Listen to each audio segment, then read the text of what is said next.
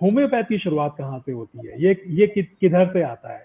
एक सब्सटेंस जो एक चीज प्रोड्यूस करता है, वही सब्सटेंस दवाई के रूप में उसी चीज को दूसरे किसी व्यक्ति में क्योर कर सकता है। बहुत सारे लोग बहुत सारी मेडिसिन को ट्राई कर लेते हैं and they then come to homeopathy thinking that कि ठीक है, शायद यहाँ से हमें कुछ क्योर मिल जाए। होम्योपैथिक मेडिसिन हमारे माउथ से ही अब्सॉर्ब होकर वो हमारे माउथ से ही पूरे बॉडी में स्प्रेड होता है, from the lining of the mouth and tongue. अगर आप एलोपैथी मेडिसिन यूज कर रहे हैं या फॉर दैट मैटर आप आयुर्वेदिक मेडिसिन यूज कर रहे हैं, क्या उसके साथ में हम होम्योपैथी मेडिसिन साथ में ले सकते हैं या नहीं ले सकते हैं? यस यस यस, क्योंकि होम्योपैथिक मेडिसिन का एक लाइन ऑफ एक्शन अलग है। जो वाइट स्मॉल पिल्स होती है जो मीठी मीठी, वो आपको जरूर पता होती है, दिखती है कि हाँ यही होम्योपैथी की दवाई है, ये होम्योपैथी की दवाई है, इससे पता लग जाता है आपको।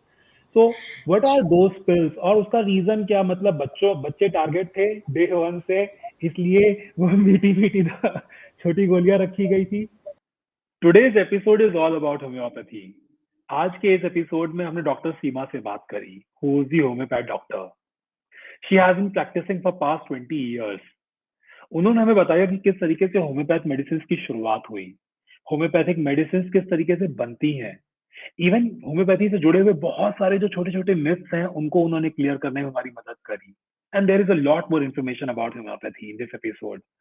आई really learned a lot from this episode. I hope you would also enjoy and learn a lot from this episode. So let's get it started. Dr. Seema, welcome on the show.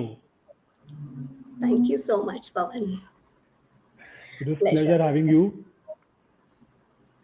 हम क्योंकि ये homeopathy special है, और जो सबसे पहला सवाल जो मेरे जहन में उठता है वो ये उठता है कि हर मेडिसिन की, चाहे हम आयुर्वेदा की बात करें तो it dates back to thousands of years.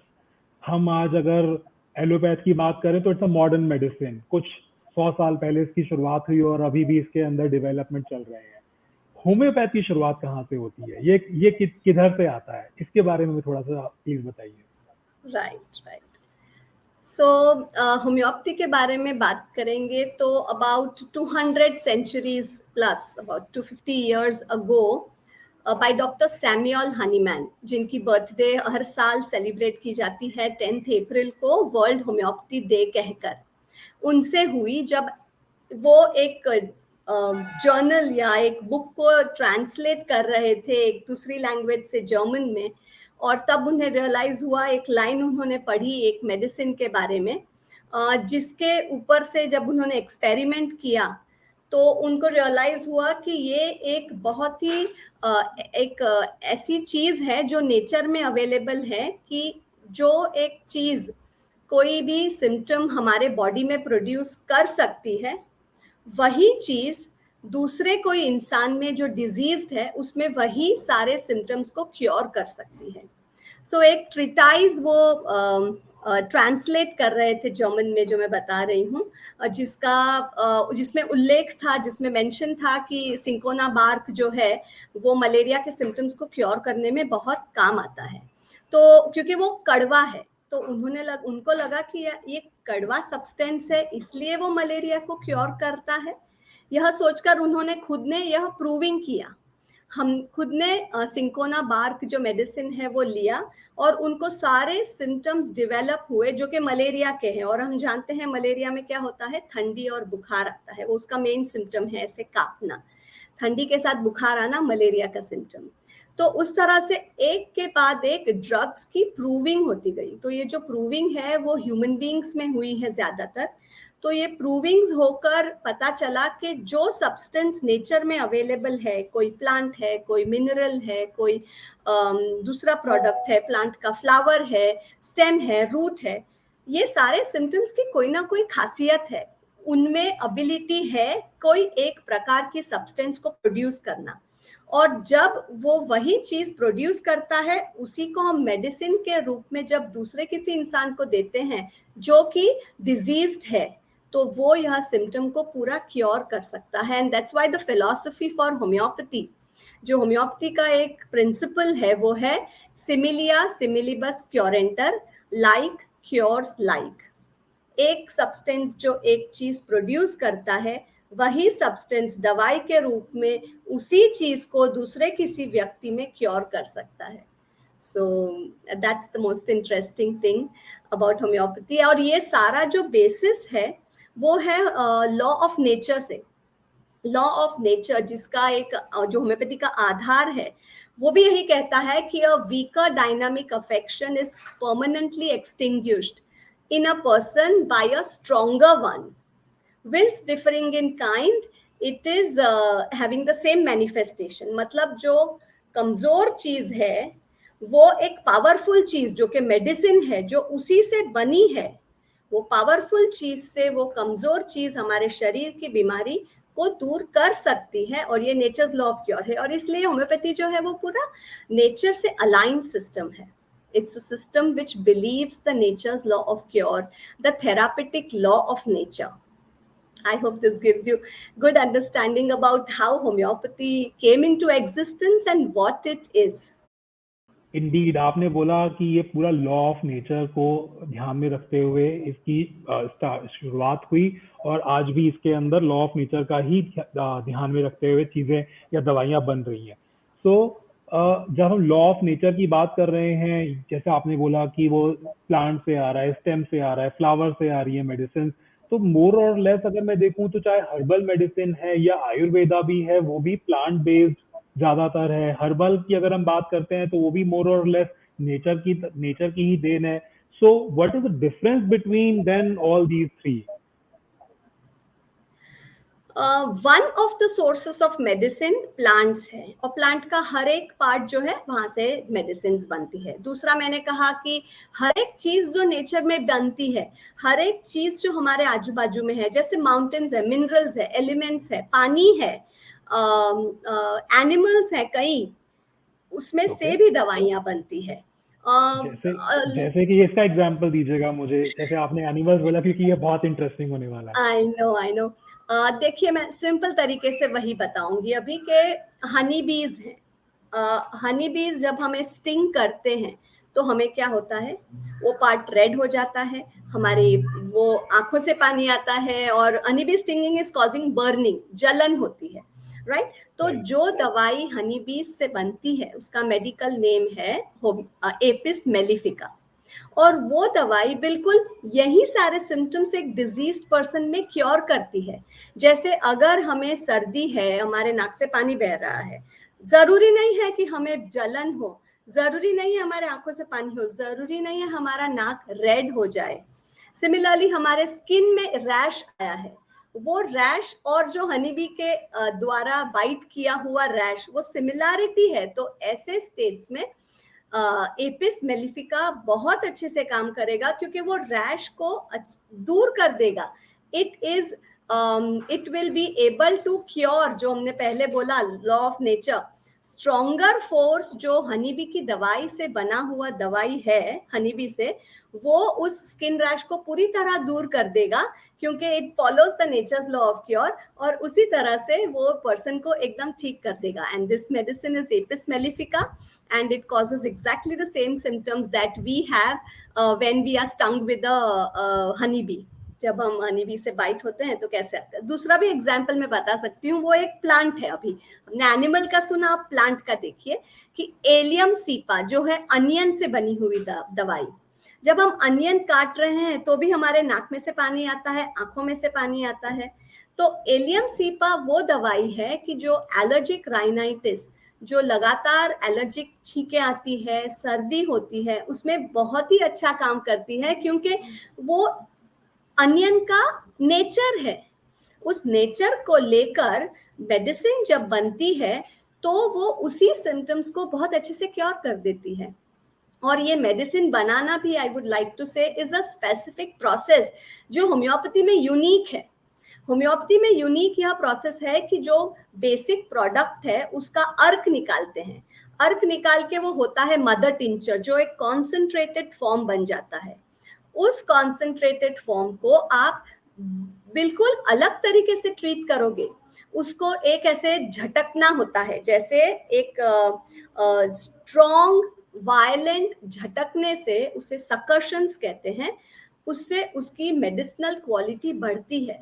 और जब ये मेडिसिनल क्वालिटी बढ़ती है तो ये मेडिसिन काफी पोटेंट हो जाती है। इसका प्रोसेस का नाम है potentization and it contains a dynamic energy. उसमें एक डायनामिक एनर्जी भी आती है। डायनामाइजेशन एंड पोटेंटाइजेशन ये दो नाम है होम्योपैथिक प्रोसेसेस के दवाई बनाने के, जिसमें अर्क लेने के बाद उस कॉन्सेंट्रेटेड चीज को हम इस प्रोसेस से जाते हैं succussions to make it more active, to make it more powerful.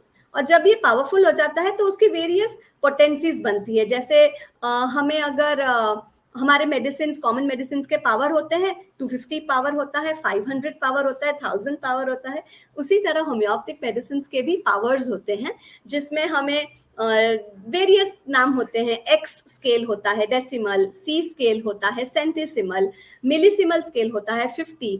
Means उस दवाई को उतने प्रपोर्शन में डाइल्यूट किया गया है। एक्स में 10 बार डाइल्यूट करके उसको पावर बढ़ाते हैं, सी में 100 टाइम्स, 50 मिलीसिमल में 50,000 टाइम्स। ये भी यूनिक है कि आप कहेंगे कि जब मेडिसिन डाइल्यूट हो रही है तो वो पावरफुल कैसे बन रही है। But that's the uniqueness of homeopathy which says that कि जो मेडिसिन की मेमोरी है, जो ये प्रोसेस से जा रही है विथ सकर्शन, उसमें जो डाइल्यूटनेस है वो दवाई की क्रूड एसेंस का है। जो उसका फाइनर और सटल एलिमेंट है वो है उसकी एनर्जी, और वो जैसे ही आगे आगे ऊपर बढ़ती जाती है, डाइल्यूट होते जाता है, वो उतनी ही डिपैक्टिंग और पावरफुल होती है। इसीलिए लोग कई बार कहते हैं ना कि होम्योपैथी दवाइयां करनी है तो आपको जड़ से बीमारी का इलाज मिलेगा। क्रॉनिक बीमारियां जो नहीं ठीक होती है, घूम फिर के काफी समय ऐसा होता है कि पेशेंट्स बहुत सारी चीजें ट्राई करने के बाद होम्योपैथी में आते हैं, क्योंकि जब नहीं हुआ है तो लगेगा कि नहीं, यहाँ से अब हमें उसका सोल्यूशन मिलेगा, ये बीमारी को जड़ से निकालेगा। क्योंकि इसमें जो मेडिसिन के अंदर पावर रहती है वो है the deep effect of that substance जो क्रूड था, उसका सटल सटल सटल फॉर्म होके एकदम एनर्जेटिक डायनामिक फॉर्म में वो मेडिसिन उसमें प्रेजेंट होती है। ओके, आपने बहुत सारा डिटेल्ड प्रोसेस बताया जिसके अंदर इवन होम्योपैथी मेडिसिन कैसे बनती हैं।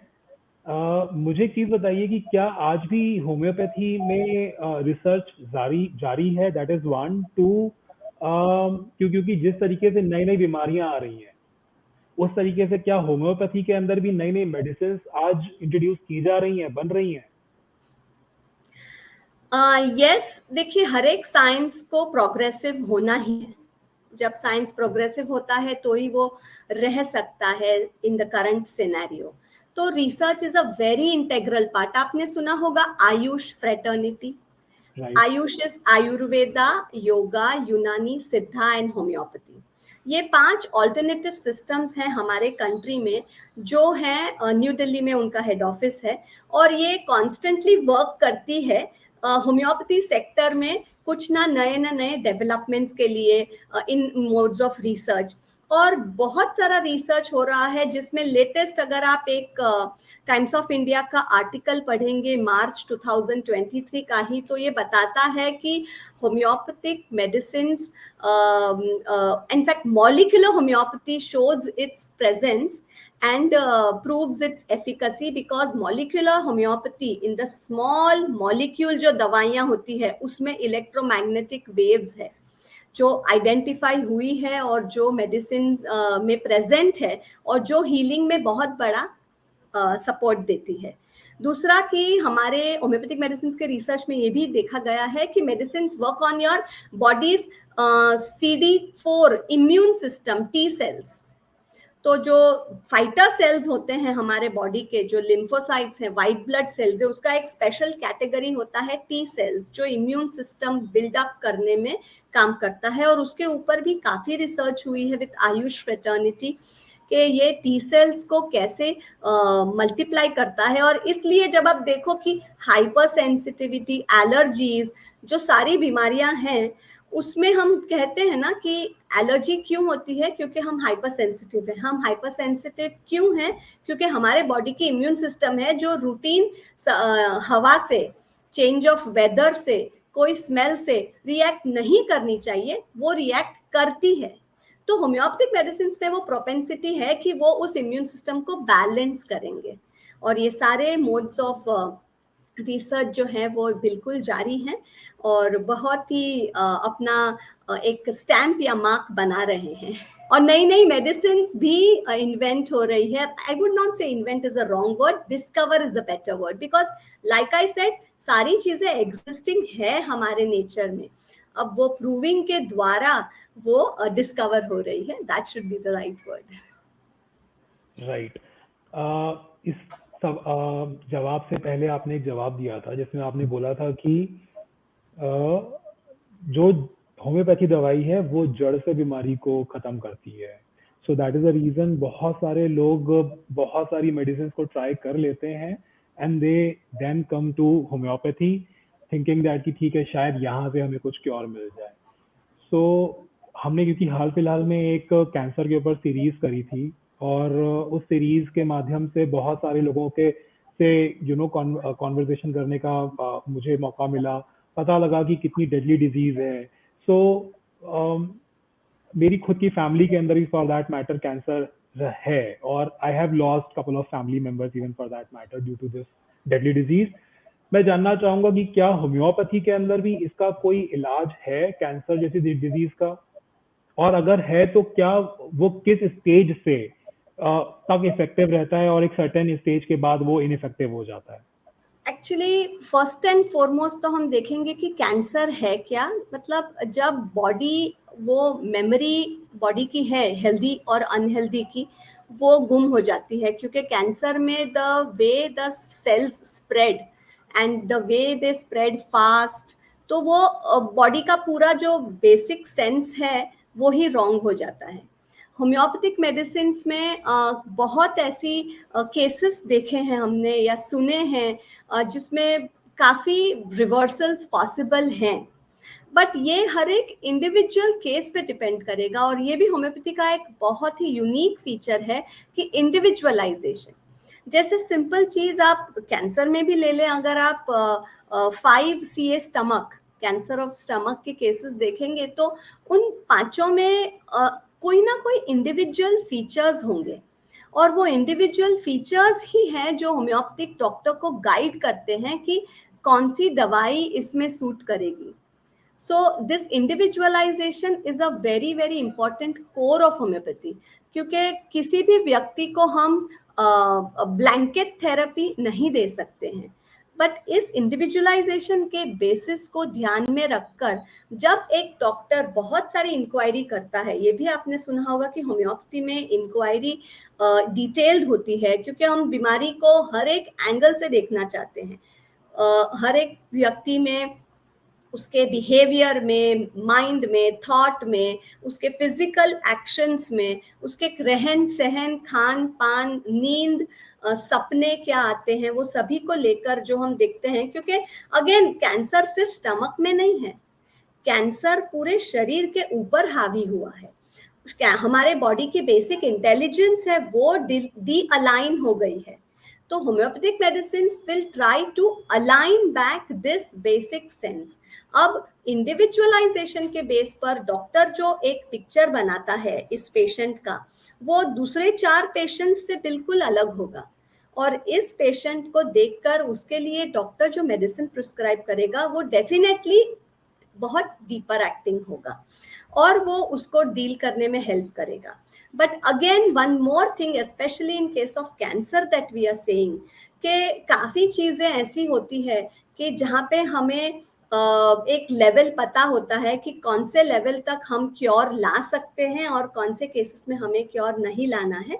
तो वो एक इंडिविजुअल केस के ऊपर डिपेंड करके एक डॉक्टर डिसाइड करता है, क्योंकि दूसरा जो पहलू है वो है पैलिएटिव केयर का, कि जो हम रिवर्सल नहीं ला सकते तो कैंसर में हम पैलिएटिव केयर कैसे दे सकते हैं.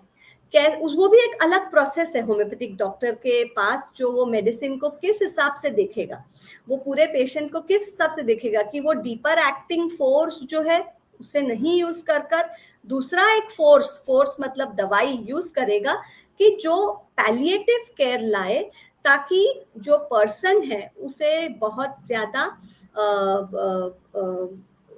सफर ना करना पड़े, उसे बहुत ज्यादा बर्दाश्त ना करना पड़े अपनी बीमारी को लेकर, तो it will very much vary and it's very independent, but these are broader lines by which a doctor has to decide. And of course reversals cases have also been seen, but it like I said it will be बहुत ही independent. हम एक एक case के बारे में बात करेंगे तब हम जाकर उसमें कुछ अच्छा ये कर पाएंगे. But generally these are the two methods जो इस्तेमाल होते हैं. इंडिविजुअलाइजेशन को देखकर हर एक पेशेंट के क्या फीचर्स हैं, कौन सा ग्रेड है, उसमें क्या बदलाव लाता है, कैंसर कौन से स्टेज का है, वो सारी चीजों को देखकर डिसाइड होगा. ओके, एक बहुत क्विक इसका आंसर मुझे चाहिए कि क्या अगर आप एलोपैथी मेडिसिन यूज कर रहे हैं या फॉर दैट मैटर आप आयुर्वेदिक मेडिसिन यूज कर रहे हैं, क्या उसके साथ में हम होम्योपैथी मेडिसिन साथ में ले सकते हैं या नहीं ले सकते हैं? स्पेशली सिर्फ आयुर्वेदा के बारे में आप पूछ रहे हैं मैं कि एलोपैथी कोई को भी और साथ में, मेडिसिन? कोई भी हाँ, medicine, even allopathy for that matter. Yes yes yes, क्योंकि होम्योपैथिक मेडिसिन का एक लाइन ऑफ एक्शन अलग है. अगर वो दवाइयां अपनी मेडिसिन से इंटरफियर नहीं करती है, जबकि आप ब्लड प्रेशर की मेडिसिन ले रहे हो, और कोई बीमारी की ले रहे हो, डायबिटीज की ले रहे हो, सप्लीमेंट्स ले रहे हो, उन सब के साथ आप होम्योपैथिक मेडिसिन बहुत ही सेफली ले सकते हैं. सिर्फ आपको मेडिसिन लेते समय यह ध्यान रखना है कि आपकी मेडिसिन जो है वो माउथ से अब्जॉर्ब होगी. जैसे कि हम नॉर्मल मेडिसिन को निगलते हैं और वो पेट में जाता है और वहां से वो अपने बॉडी में स्प्रेड होता है, होम्योपैथिक मेडिसिन हमारे माउथ से ही अब्सॉर्ब होकर वो हमारे माउथ से ही पूरे बॉडी में स्प्रेड होता है, from the lining of the mouth and tongue. इसलिए माउथ आपका क्लीन होना चाहिए, कोई भी स्ट्रॉन्ग ओडर, फ्लेवर, टेस्ट नहीं होना चाहिए. That's the prerequisite and the okay, only prerequisite. So जैसे अगर मान के चलिए मैं डायबिटिक हूँ, डायबिटीज की मेडिसिन मेरी चल रही है साथ के अंदर, पर क्योंकि मुझे जड़ से बीमारी को खत्म करना है, मान के चलिए डायबिटीज का एग्जांपल ले लेते हैं, क्या मैं उस केस के अंदर होम्योपैथी मेडिसिन डायबिटीज के लिए स्पेसिफिकली ले सकता हूँ? हाँ जी, बिल्कुल ले सकते हैं. इनफैक्ट कोई भी डॉक्टर, आप होम्योपैथ के पास जाएंगे, अगर आपको डायबिटीज है तो वो तुरंत आपकी डायबिटीज की मेडिसिन को बंद नहीं कर सकते, क्योंकि उससे ओके, हमारी बॉडी के ऊपर इम्पैक्ट अच्छा नहीं पड़ेगा. तो हमें वो मेडिसिन को साथ में लेकर ही चलना है और gradually over a period of time देखना है कि हम कैसे डायबिटीज की दवाई या थायराइड की दवाई को कम कर रहे हैं जब हमारी मेडिसिन अपना काम कर रही है. और जैसे काफी सारे चीजों में मैंने कहा कि a doctor will decide on holistic treatment, तो डॉक्टर सिर्फ होम्योपैथी दवाई देके नहीं छोड़ देगा, डॉक्टर्स और 3 चीजें भी एडवाइस करेंगे. अगर आप मुझसे पूछेंगे तो मैं एडवाइस करूंगी उनको कि कैसे आपका खाना आपके लिए बहुत जरूरी है, कैसे आपको होलसम राइट. होलिस्टिक खाना है, कैसे आपको एक्सरसाइज मोड लेना है, कैसे आपको अपना रिलैक्सेशन भूलना नहीं है, क्योंकि हम कभी कभी एक्सरसाइज करने में इतने बिजी हो जाते हैं कि हम भूल जाते हैं कि हमें रिलैक्स भी करना है. And relaxation is a great way that assists healing and recovery. So that's also very important. Okay, again the same, इसी से ही निकलता हुआ एक क्वेश्चन आता है मेरे पास कि क्या होम्योपैथी मेडिसिन जनरली स्लो होती हैं? क्योंकि ये मैंने तो सुना है, I have not taken ever, but मैंने सुना है कि होम्योपैथी मेडिसिन स्लो होती हैं शायद. तो इसीलिए आप बोल रही है कि मे बी हम डायबिटीज की जो दवाइयाँ उनको हम बंद नहीं करेंगे, या किसी और बीमारी के लिए, सिमिलर बीमारी के लिए अगर होम्योपैथी दवाई ली जाती है तो उस केस के अंदर हम जो एग्जिस्टिंग दवाई ली जा रही है उसको हम बंद नहीं करते हैं. क्या ये रीजन होता है कि वो बहुत स्लो काम करती है होम्योपैथी मेडिसिन? डायबिटीज के रीजन में देखें तो हम डायबिटीज को खुद ही देख लेते हैं कि डायबिटीज कोई एक हफ्ते में नहीं आया है. नॉर्मली पेशेंट हमारे पास आता है तब डायबिटीज उसके साथ कुछ समय से आया है, और एक्चुअली हम कहते हैं कि जितने कम समय से आया है उतना जल्दी आप होम्योपैथिक मेडिसिन के ऊपर चलते हैं तो आपकी दवाइयाँ बहुत जल्दी ही बंद हो जाएगी. Take example of fever. अगर किसी को बुखार आता है, बच्चे या बड़े को, क्या फीवर में वो एक दिन से ज्यादा रुक पाएंगे? क्या अगर एक दिन में उनको ठीक नहीं लगा, सपोज फीवर एक बॉडी का रिस्पॉन्स है, बॉडी बता रही है कि मेरे अंदर बैक्टीरिया है, मेरे अंदर वायरस है, मुझे फीवर से वो एक्सप्रेस करना है, तो उसकी वजह से राइट. मुझे 4 चीजें हो रही है, सर दुख रहा है, बॉडी एक हो रहा है, आंखों से पानी निकल रहा है, पेट में दर्द हो रहा है. अगर 24 घंटे में मैंने ऐसा नहीं करा कि उनकी तकलीफ कम हुई, तो कौन होम्योपैथिक मेडिसिन लेगा जब फीवर के ऊपर नहीं होगा असर? That means that in case of acute, इसे अक्यूट बीमारी कहते हैं, शॉर्ट टर्म होती है, जो प्रोग्रेस भी शॉर्ट टर्म में हुई है और उसका एंड भी शॉर्ट में हो जाएगा। तो शॉर्ट टर्म बीमारी में, अक्यूट केसेस में होम्योपैथी मेडिसिन वर्क ब्यूटिफुली। इतना अच्छा असर करते हैं वो 24 घंटे में भी आपको, कि आपकी सारी तकलीफें बिल्कुल आराम हो जाती है। जरूरी नहीं है कि आपका फीवर भी कम हो जाए, फीवर शायद आएगा तो भी the person will feel energetic and fresh. आपको एक हेल्थ का जो एहसास है वो आना बहुत ही जरूरी है, और वो होम्योपैथिक मेडिसिन से अक्यूट में आता है बहुत जल्द। थोड़ी देर पहले अभी आपने अपने एक आंसर में बोला था कि there is a long list of questions जिसके थ्रू हम बेसिकली पेशेंट की इंक्वायरी करते हैं और जानते हैं कि उसकी पास्ट हिस्ट्री के बारे में, उसको क्या तकलीफें थी। उनमें से एक क्वेश्चन जो है वो ड्रीम्स के बारे में भी है। I really want to know कि ड्रीम्स से क्या रिलेशन रहता है बीमारी का, और वो आंसर पाने के बाद में आप किस तरीके से बेसिकली समझ पाते हैं कि हाँ मुझे इसको किस तरीके का ट्रीटमेंट देना है। मैं आपको एक एग्जाम्पल से बताती हूँ तो कि ये काफी क्लियर हो जाएगा। एग्जाम्पल लेते हैं हनी बी का। हनी बी ने अगर किसी को बाइट किया तो वो पार्ट तो रेड हो जाएगा, उसमें खुजली आएगी, वहां पे जलन होगी। बट इसके साथ कोई व्यक्ति एकदम वहां बैठ जाएगा और ऐसे ही हाथ को खुजाने लगेगा और कुछ नहीं करेगा, उसका ध्यान पूरा उसी में होगा। दूसरा एक व्यक्ति होगा जो इसके बाद में जाके बहुत इरिटेट हो जाएगा और इरिटेशन में वो चीजें फेंकने लगेगा। हम इरिटेट हो जाते हैं ना, अगर हमें हनी बी ने बाइट किया है हम इरिटेट हो सकते हैं। तीसरा आदमी होगा वो रोने लगेगा कि अरे यार मुझे बहुत तकलीफ हो रही है, मैं रो रहा हूँ, मैं ये हो रहा हूँ। The point that I am trying to make here is के हर एक चीज जो है वो अपने आप को एक ही स्फीयर में एक्सप्रेस नहीं करती। वो अगर स्किन में लगा है तो केवल स्किन में ही वो एक्सप्रेस नहीं करेगी, वो एक्सप्रेस करेगी at the level of skin. किसी को सर दर्द हो सकता है, इतनी खुजली हो रही है, इरिटेट हो रहा है, सिर दुखने लगा, सिर में एक्सप्रेस किया, बिहेवियर में एक्सप्रेस किया, एक्शन में एक्सप्रेस किया, कितनी जगहों पे इसने एक्सप्रेस किया, और उसी चीज से हमारी दवाई बन रही है। तो जब हम पेशेंट को देखेंगे तो पेशेंट हमें बोलेगा कि डॉक्टर मुझे सर्दी हो रही है, मेरी नाक से पानी बह रहा है, मुझे छींके हो रही है। वो तो आप अपना सिम्टम नहीं बोल रहे हो, आप तो बुक में लिखा है कि एलर्जिक राइनाइटिस में नाक से पानी आएगा और आंखों से पानी आएगा, नाक में खुजली आएगी, उतना बोल रहे हो। What is it that you are suffering? That's the question homeopathic doctor पूछेगा कि आपको क्या हो रहा है उस सर्दी से। तो उस सर्दी से वो बोलेगा कि डॉक्टर मैं इतना चिढ़ जाता हूँ ना कि मुझे मेरे काम करने में दिक्कत आती है। कोई बोलेगा मुझे काम करने का मन ही नहीं होता, मैं बिल्कुल बैठ जाता हूँ, कोई और एक्सप्रेस करेगा। उसी तरह ड्रीम्स जो है वो भी एक एक्सप्रेशन है, और dreams a lot of times dreams speak about हमारे जो कॉन्शियस माइंड है, उसके नीचे जो सबकॉन्शियस और अनकॉन्शियस माइंड है, जिसको हम रेगुलरली दिन में एक्सेस नहीं करते, दिन में हम उसके बारे में नहीं जानते। बट उन दो लेयर्स के ऊपर dreams can express from that level. Dreams जो आते हैं वो उस लेवल से आते हैं, और उस समय जो पेशेंट बोलता है वो उसके मन की अंदर की बात है जो सब में डिफरेंट है और जो बीमारी में चेंज हो जाती है। A lot of times patients say that typhoid हुआ डॉक्टर 3 साल बाद, उसके बाद ये सपने आने लगे।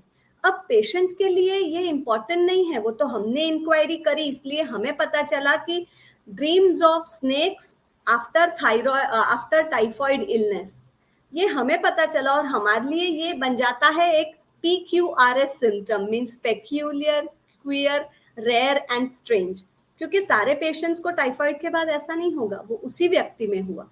इसी तरह काफी सारी चीजें होती है, और ड्रीम्स स्पेशली जो हमारे सबकॉन्शियस और अनकॉन्शियस को रिवील करते हैं, जो बीमारी में डिरेंज हो सकते हैं, उसे जानना हमारे लिए बहुत इंपॉर्टेंट होता है। और उसमें कोई मिक्स नहीं होता ना, पेशेंट को कभी हम कोई सवाल पूछते हैं तो वो कंफ्यूज हो जाता है क्योंकि वो सोचने लगता है क्या है। बट ड्रीम्स जो हम बोलते हैं वो प्योर है, वो अनअडल्टरेटेड होते हैं। अगर हमें याद है dreams, it becomes a very good source of information for the homeopathic doctor. Okay, and in case किसी को ड्रीम्स आते ही ना हो तो? That's fine, each to his own. अगर ड्रीम्स नहीं आते तो जैसे मैंने कहा कि बहुत सारे लेवल्स हैं जहां पे आपकी बॉडी एक्सप्रेस करती है। आप क्या खाना खाते हैं, आपको ठंडी कैसी लगती है, आपका फिजिकल मूड कैसा है, आपको और क्या अच्छा लगता है, बहुत चीजों के ऊपर हमें पता चलता है. That's why homeopathy is defined as art and science. वो एक कला है और साइंस है. क्योंकि वो कला इसलिए है क्योंकि वो डॉक्टर को वो जिक्सॉ पजल जो है पेशेंट सामने, उसे फिक्स करना है. किसके साथ फिक्स करना है उसे, वो कौन सी चीज से ओरिजिनेट हुआ है उसके उसके साथ फिक्स करना है. और जब वो मेडिसिन वो पेशेंट में जाती है जो सेम चीज बोल रहा है, जो वो अनियन या हनी भी बोलता है, ऐसी ही बातें जब पेशेंट बोलता है और जब वो मेडिसिन उससे मैच होती है, तब जाके क्योर फ्रॉम द कोर आता है. और जैसे हम कहते हैं कि जड़ से बीमारी का इलाज होता है. ओके, अब हम आ जाते हैं उन छोटी छोटी वाइट पिल्स के ऊपर. बिकॉज जैसे ही आप होम्योपैथी की बात करते हैं तो बाकी दवाइयों के बारे में तो नहीं पता मुझे, बट आपको जो वाइट स्मॉल पिल्स होती हैं जो मीठी मीठी, वो आपको जरूर पता होती है, दिखती है कि हाँ यही होम्योपैथी की दवाई है, ये होम्योपैथी की दवाई है, इससे पता लग जाता है आपको. तो व्हाट आर दोज पिल्स, और उसका रीजन क्या, मतलब बच्चे टारगेट थे डे वन से, इसलिए वो मीठी मीठी छोटी गोलियां रखी गई थी, या कोई और रीजन था? एक्चुअली ये छोटी गोलियां हैं, ये बनती है या तो pharmaceutical cane sugar, sugar cane या मिल्क शुगर से. सो उसका ओरिजिन वो है. नाउ जैसे मैंने कहा आपको कि मेडिसिन जो बनती है वो कॉन्सेंट्रेटेड अर्क अर्क होता है, उससे बनती है हर एक सब्सटेंस का, जिसे कहते हैं मदर टिंचर. अब वो मेडिसिन जो है वो नेचुरली अलग है, वो नेचुरली कड़वी होगी या जैसी भी होगी, और वो लिक्विड फॉर्म में है. तो उस मेडिसिन को देने के लिए जो एक वेहिकल हम यूज करते हैं, the pills are that vehicle. जो छोटी बारीक लिटिल वाइट ग्लोब्यूल्स, होम्योपैथी का जो स्टैम्प है, वो ग्लोब्यूल्स में उसको ड्रॉप्स डालते हैं, तब जाके वो दवाई बनती है. अदरवाइज वो प्लेन गोली जो रहती है वो तो सिर्फ शुगर की गोली रहती है. और इसी तरह से मेडिसिन ज्यादातर ग्लोब्यूल फॉर्म में यूज होती है, समटाइम्स लिक्विड फॉर्म में होती है. जो ड्रॉप्स होते हैं उसको डायरेक्टली हम वाटर के अंदर डिसॉल्व करते हैं और फिर ऐसे भी पेशेंट को एडमिनिस्टर करते हैं. डिपेंड्स हमें किस चीज के लिए देना है, किस फ्रीक्वेंसी में देना है, उस हिसाब से. सो लिक्विड एंड पिल्स दोनों बहुत ही स्टैंडर्ड मेथड्स है. इसके अलावा काफी मेडिसिन जो फार्मेकोलॉजिकली बनती है, वो ऑइंटमेंट, जेल्स उस फॉर्म में भी बनती है, क्रीम के फॉर्म में भी बनती है, जिसमें वो मेडिसिन होता है. But essentially all of these are the vehicles which are used to carry that medicine. जो हम मेडिसिन को आसानी से दे सके, वो ड्रॉप्स डालते हैं उस गोलियों में और वो गोलियां फिर दवाई बनती है. तो आप बाहर से देखोगे तो आपको लगेगा कि सारी जो है वो बॉटल्स में वाइट गोली है, इट्स द सेम. बट उसमें जो ड्रॉप डला है मेडिसिन का, that is the medicinal factor and the pills are a carrier in short. Okay, now we are approaching, of course, towards the end of the podcast. So, if at this time I really want to know that, what are the biggest myths of homeopathy? जिनको आज for everyone, like, you should clear once and for all. सबसे पहले कि homeopathy slow काम करता है. हम बार बार यही कहना चाहते हैं कि अगर बीमारी कम ड्यूरेशन की है, होम्योपैथी बहुत जल्दी काम करेगा. Give homeopathy first chance and see how you can cure your trouble from the core. Second, कि होम्योपैथी केवल बच्चों के लिए है. स्पेशली ये गोलियां जो हैं उससे ऐसा लगता है कि होम्योपैथी केवल बच्चों के लिए है, बट केवल बच्चों के लिए नहीं है. बड़ों के लिए, जीरियाट्रिक एज ग्रुप के लिए, यंगस्टर्स के लिए, जिसको बहुत जल्दी क्विक रिजल्ट चाहिए, दौड़ना भागना है, वो भी होम्योपैथी बिल्कुल ले सकते हैं. होम्योपैथी एक्ट नहीं करता, होम्योपैथी प्लेसेबो इफेक्ट देता है. तो हम रिपोर्ट्स के द्वारा ये बताते हैं कि यूरिनरी ट्रैक इन्फेक्शन है जिसमें यूरिन में 50 पस सेल्स हैं, और उसके बाद जब यूरिन में पस सेल्स 5 हो जाते हैं तो ये बताता है कि नहीं, होम्योपैथिक मेडिसिन काम करती है, साइंटिफिकली रिपोर्ट के लेवल पे काम करती है. So I feel that these are really myths. And ये भी जो आपने बताया कि हम होम्योपैथिक मेडिसिन को ले रहे हैं तो हम कॉफी नहीं पी सकते, हम ये नहीं कर सकते, तो हमारे सारे साउथ इंडियन जाएंगे कहाँ अगर कॉफी नहीं पियेंगे तो. ऐसा बिल्कुल भी नहीं है। अनियन, गार्लिक, कॉफी जो भी आप ले रहे हो, your mouth has to be clean. जब आप होम्योपैथिक दवाई मुंह के अंदर डालते हो तो आपका मुंह साफ होना चाहिए, उसमें कोई टेस्ट या स्मेल नहीं होना चाहिए। और ये चीज़ें बहुत ही कॉमन मिथ्स होती है होम्योपैथी के लिए। फीवर्स के लिए होम्योपैथी बहुत अच्छा होता है, फीवर को इमीडिएटली रिलीफ लाता है फीवर में। तो होम्योपैथी का हमें फर्स्ट लाइन मेडिसिन की तरह उपयोग करना चाहिए। एंड अब तो रिसर्च साइंस बता रहा है कि 99% of diseases are all psychosomatic. Psychosomatic means हमारा माइंड का बहुत इंपॉर्टेंट रोल है हमारे बॉडी को डिजीज पैदा करने के लिए। तो जब हम होम्योपैथी डॉक्टर एक केस टेकिंग करता है तो ये सारी जो जानकारियां लेता है अपने माइंड के बारे में, मूड्स के बारे में, इमोशन के बारे में, उसके ऊपर जो दवाई बन के आती है, naturally it works at all of these levels. So for all types of illnesses, infections, psychosomatic illnesses, for paediatric cases, geriatric cases, सभी के लिए homeopathy is very very effective. तो आई थिंक हम शो को ऑफ कोर्स एंड करेंगे, और जो biggest take away है मुझे लगता है वो ये कि अगर आप अपनी बॉडी को नेचर के साथ में अलाइन कर लें, तो आई थिंक इलनेस आएगी ही नहीं at the first place. Naturally वो तो दैट्स एन आइडियल थिंग। सो वो हमारी करंट लाइव्स में पॉसिबल नहीं होता है सबके लिए, इसलिए इलनेसेस शायद ज्यादा आती हैं। बट वो उसका कोई डिनाई नहीं है कि नेचर से अलाइन करना है, नेचर से अलाइन बिल्कुल करना है। There are no two thoughts about it, बिल्कुल करना है। ग्रेट, और थैंक यू बीमारी सो को हो मच। सके उतना दूर ही रखना है। एग्जैक्टली, मतलब अगर बीमारी दूर तो डॉक्टर से भी दूर। Good, doctor will be happy. Right, thank you so very much doctor, thank you, it was pleasure having you. And बहुत सारे मिस क्लियर हुए, एंड आई थिंक एक अच्छा होम्योपैथी के ऊपर शो निकल कर आया है जहाँ पर लोगों को बहुत सारा ज्ञान मिलेगा कि हाँ होम्योपैथी मेडिसिन किस तरीके से और किस किस लेवल पे काम करती है। Thank you so much, thanks a lot. Thank you, thank you.